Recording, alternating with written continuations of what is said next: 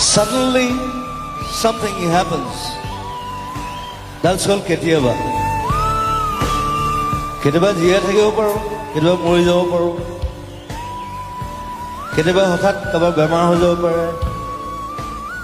সদায় জীৱনটো ভাল নহয় কিন্তু। So, be careful.